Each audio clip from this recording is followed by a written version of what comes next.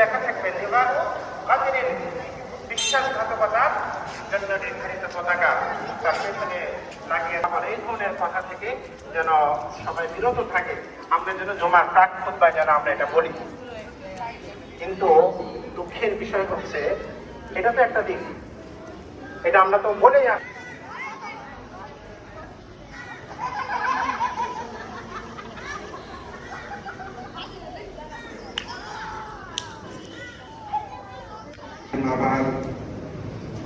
فقد قال الله تعالى في كلامه المجيد وفرقانه الحميد أعوذ بالله আল্লাহ তাআলা আমরা কিছু গুনাহগার অসহায়, আল্লাহ তাআলা তোমার শাহী দরবারে হাত জোড়েছি। আল্লাহ রব্বুল আলামিন মেহেরবানি করে তুমি আমাদের জবান নামাজ সহ সকল নেক আমল কবুল মঞ্জুর করে নাও।